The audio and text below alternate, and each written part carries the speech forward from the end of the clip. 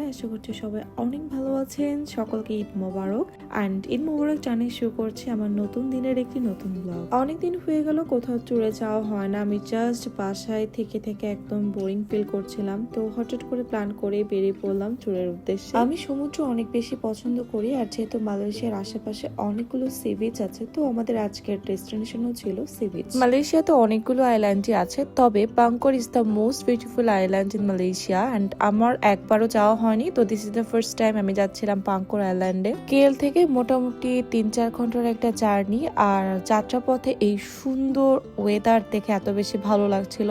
Malaysia এমনিতেই naturally beautiful, আর overall সবকিছু মিলিয়ে মালয়েশিয়া ঘোরাঘুরি করা বা থাকার জন্য বেস্ট একটা কান্ট্রি।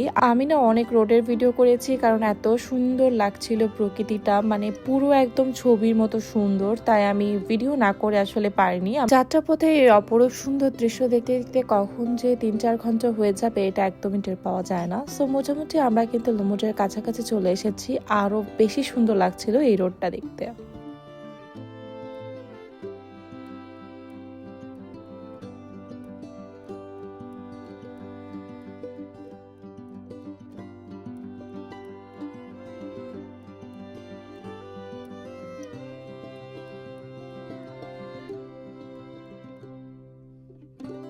লুমুটের এই চারপাশের পরিবেশটা না অ্যাজ ইউজুয়াল কুয়ালালামপুরের থেকে একদমই ভিন্ন। মানে এখানে কোনো বড় বিল্ডিং চোখে পড়তেছে না, খুবই ছোট ছোট বিল্ডিং এবং সবকিছু নিট অ্যান্ড ক্লিন, সবকিছু একদম সাজানো গোছানো ছবির মতো সুন্দর। মানে এত বড় বড় বিল্ডিং এর ভিড়ে এই যে একটুকু নীল আকাশ, সবুজ মাঠ এবং পুরো ফাঁকা জায়গাটা দেখে না চোখটা জুড়িয়ে যাচ্ছিল।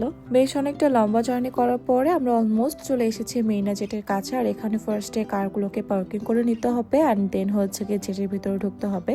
অ্যান্ড এটা হচ্ছে কি জেটের ভিতরের ভিউ। আমি এখানে দাঁড়িয়ে ওয়েট করতেছিলাম আমাদের আর সবার জন্য। এখানে এসেও আমার চোখটা জুড়িয়ে যায়, কি ভীষণ সুন্দর লাগতেছে, এবং দূর থেকে কিন্তু হালকা নীলাভ সমুদ্র দেখা যাচ্ছিল। ফেরিতে ওঠার জন্য এখানে সব প্যাসেঞ্জার গুলো দাঁড়িয়েছিল, আর আজকে এত পরিমাণে লোক এসেছে, মানে যেহেতু মালয়েশিয়াতে একদম একটা হলিডে চলছে অনেক দিনের, যার কারণে প্রচুর লোক ছিল। আমাদের ফেরি হচ্ছে কি 1টা 15-তে, এখনো হচ্ছে কি আমাদেরটা আসে নাই। সো দ্যাটস ওয়াই এখানে বসে আছি কিছুক্ষণ। তো দেখা যাক, এখন একটু খিদা লাগছে, সামথিং দেখি কিছু একটা খেতে পারি কিনা। সেটা হচ্ছে পুরো এরিয়াটা। ফেরির জন্য না আমাদের হাতে এখনো অনেকটা টাইম আছে, তো এই কারণে মেরিনা ফেরির যে ঘাটটা আছে ওখানে খুবই সুন্দর সাজানো আছে। তো এই জায়গাটা একটু চলে আসলাম, একটু ঘুরলাম ছবি তোলার জন্য বেসিকলি। তো এত রোদ ছিল তখন, আর ওই যে দেখতে পাচ্ছ নীল সাগর। আমি এই জায়গাটা না কোনো একটা ভিডিওতে দেখেছিলাম। তো যাই হোক, ফাইনালি আমি এখানে চলে এসেছি এবং এখানে আমি অনেকগুলো ছবি তুলেছি, ভিডিও করেছি। তোমাদের সাথে সবকিছুই আমি আস্তে আস্তে শেয়ার করব। যাই হোক, চলো তাহলে আজকের ব্লগটা এখানে শেষ করছি, বিকজ অনেক ভিডিও আছে। আমি যদি সব অ্যাড করি তাহলে আজকের ব্লগটা অনেক বেশি বড় হয়ে যাবে। আমি সবকিছুই আস্তে আস্তে শেয়ার করব। চলো পরবর্তী ব্লগে আমি তোমাদের সাথে শেয়ার করব যে জেটি থেকে কিভাবে আসলে পাংকুরা আইল্যান্ডে পৌঁছালাম। তো আজকে এই পর্যন্ত, সবাই অনেক ভালো থেকো। টাটা, love you all, bye by.